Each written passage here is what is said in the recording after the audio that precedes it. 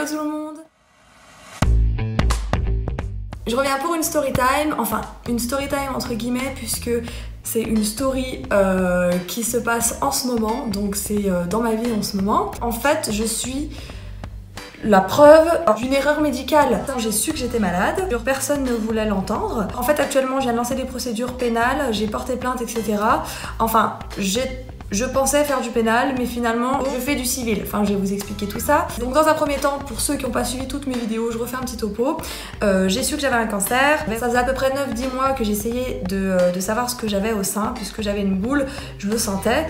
Je la voyais, la peau commençait carrément à nécroser. Enfin, vraiment, c'était très visible. Alors, pas besoin d'être médecin pour se rendre compte qu'il y avait un problème. Ceux qui veulent plus d'infos, allez voir ma première vidéo, donc un cancer du sein à 23 ans, que j'ai publié il y a 1 an et demi à peu près. C'est ma toute première vidéo, donc là j'explique un petit peu les procédures que j'ai faites jusqu'au moment où j'ai su que j'avais un cancer, comment j'ai su que j'avais un cancer du sein. Je me suis dit, ras-le-bol de me faire prendre pour une débilos, je vais me bouger les fesses et trouver des médecins compétents. Moi j'ai laissé un petit peu traîner aussi parce qu'on se dit, tout le monde se dit, c'est rien, boule au sein à ton âge, ça arrive. Je me suis pas inquiétée, je suis pas quelqu'un de me disant bah t'as ça, t'as cette maladie, etc. J'ai pris sur moi, je me suis dit y a pas de problème, ça va le faire, c'est un simple truc débile. Tout d'abord commencer à faire une première échographie. On m'a dit que j'avais un kyste bénin. 2 mois après, j'ai fait une deuxième échographie. On m'a dit que c'était un kyste bénin. Et 6 mois après, j'ai refait une échographie. On m'a parlé d'abcès liquéfié. Là, je me suis dit, qu'est-ce que c'est que ce machin? Là, va falloir que je me fasse opérer. J'étais en train de flipper, me dire, faut que je me fasse opérer, quoi. Le radiologue, vraiment, trop détente, c'est rien du tout, aucun problème. Et après ça, j'ai fait une 4e échographie qui, elle, s'est avérée... il a même pas eu besoin de faire l'échographie. Il a même pas eu besoin de faire de mammographie. Le gars, il a regardé, il a dit « Mademoiselle, c'est pas bon du tout ». Et j'ai fait échographie, mammographie, biopsie le même jour, alors que le gars venait de m'annoncer que j'avais un soi-disant cancer. Donc c'était vraiment l'horreur. Et à peu près sur une période de 9 mois, j'ai fait 4 échographies.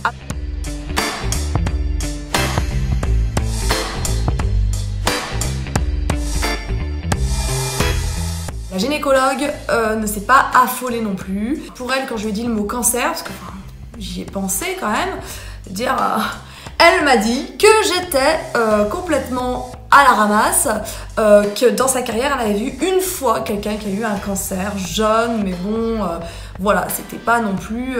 Donc je me suis dit, je vais faire confiance, je vais l'écouter, je vais pas me prendre la tête. À l'heure d'aujourd'hui, eh ben, je m'en mords les doigts. D'une part parce que j'ai quand même ma part de faute dans le sens où j'aurais pas dû être si naïve, et dans l'autre sens où on s'est vraiment foutu de moi, quoi. C'est un cancer quand même, c'est pas une partie de golf. Donc ce qui se passe, c'est que je savais qu'au fond de moi, si je n'avais pas attendu autant de temps, et ben je sais que j'aurais sûrement pas eu de chimiothérapie, donc je n'aurais pas perdu mes cheveux, je n'aurais pas eu opération si conséquente dans le sens où je n'aurais pas eu autant de ganglions d'enlever, donc pas forcément de lymphodème derrière. La radiothérapie, dans tous les cas, je l'aurais eu, et l'hormonothérapie pendant 5 ans. Donc là, en plus, on sait même pas si je vais pas être renouvelée 50 plus, donc pour 10 ans, puisque j'avais les ganglions de toucher. Donc si j'avais pas attendu aussi longtemps, mes ganglions n'auraient sûrement pas été touchés. Après le traitement, un matin, je me suis levée, je venais juste de finir les chimios. Je crois que j'étais pas loin de mes 2-3 dernières chimios en fait. Non, je l'avais pas fini. Et je me suis levée un matin, je me suis dit, je vais aller porter plainte. Oui, je suis quelqu'un d'impulsive, des fois j'ai des idées, il faut que je le fasse. Donc j'ai porté plainte contre la gynécologue à la base. Je me suis dit, la gynécologue, elle a fait n'importe quoi. Plus contre le dernier radiologue qui m'a dit que c'était un abcès chronique liquéfié. Parce que lui, franchement, il en avait rien à faire, mais complètement. Et en plus, je me suis dit, franchement, là, c'était vraiment... quand il m'a dit ça, j'ai su que j'avais un cancer 2 semaines après. Là, je me suis dit, il n'y a pas de bénéfice du doute en fait. J'ai porté plainte dans un premier temps. Les démarches ont commencé il y a à peu près 1 an et demi. Je vais vous dire à peu près où j'en suis dans les procédures. Après avoir porté plainte, j'ai emmené des preuves à la gendarmerie. Donc moi, personnellement, j'y connais pas grand chose. Je pourrais pas vraiment vous expliquer ce qu'elle a fait. En tout cas, elle a fait ma plainte. Elle a interrogé toutes les personnes qui étaient un petit peu autour de cette maladie, donc la gynécologue, les radiologues, etc. Mon nouveau gynéco, parce qu'alors dans l'histoire j'ai porté plainte contre la gynéco, mais j'ai changé de gynéco entre temps quand j'ai su que j'étais malade, et ce médecin c'est vraiment un médecin au top niveau. J'arrive à faire confiance puisque je suis entourée de médecins vraiment bien. Mon médecin généraliste aussi, moi-même j'aurais dû lui en parler directement en fait, parce que si je lui en avais parlé directement, lui il aurait tout de suite, il se serait tout de suite entre guillemets affolé. J'en ai juste parlé à la gynéco, celle qui était vraiment mauvaise. À cette époque-là, j'y allais souvent. Donc du coup je me suis dit bah nickel, en même temps je lui en parlerai, alors qu'au final non, j'aurais dû aller chez mes médecins qui étaient compétents. Donc elle a interrogé tous les médecins autour de moi, donc tous ceux qui sont entre guillemets de mon côté et tous ceux qui sont du côté des à la ramasse, des médecins à la ramasse. Je n'irai plus jamais voir de ma vie d'ailleurs.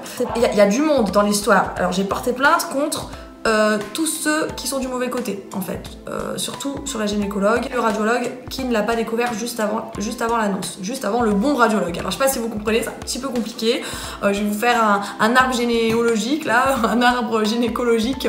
Donc la gendarme qui était un peu perdue avec mon affaire au début parce qu'elle s'est dit franchement c'est rare en fait que je tombe sur ce genre d'affaire là. Elle s'est débrouillée comme elle pouvait parce que ben quand même c'est un dossier qui est quand même un peu compliqué, et elle s'est super bien débrouillée parce qu'au final ça a quand même donné quelque chose. Elle m'a dit qu'il fallait attaquer en civil et pas en pénal, parce que en civil c'était les assurances des médecins qui allaient indemniser la chose.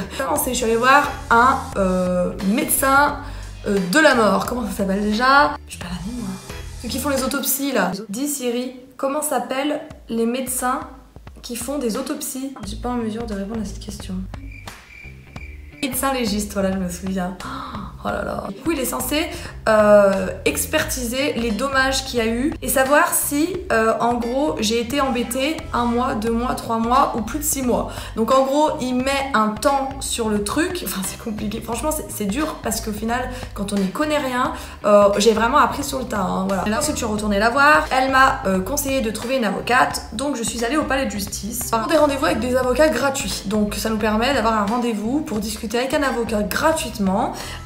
Par contre, voilà, il y a de l'attente, c'est long. Elle vous conseille sur les démarches à faire. Elle m'a conseillé d'attendre les réponses des experts parce que la gendarme avait envoyé mon dossier aux experts de Lyon, des experts en gynécologie, des experts en radiologie, et eux, ils doivent estimer si oui ou non il y a erreur médicale et qui est en faute et qui il faut poursuivre dans l'affaire. La gendarme m'a appelé un bon moment après et il y a bien eu erreur médicale, donc ils estiment 6 mois d'erreur médicale, dont les 6 mois on estime qu'il y a ils appellent ça des pertes de vie, donc ils estiment un pourcentage de perte de vie, et ils estiment également que le traitement n'aurait pas été le même 6 mois avant, vu mon âge, vu l'évolution de la maladie, à quel point elle a évolué vite.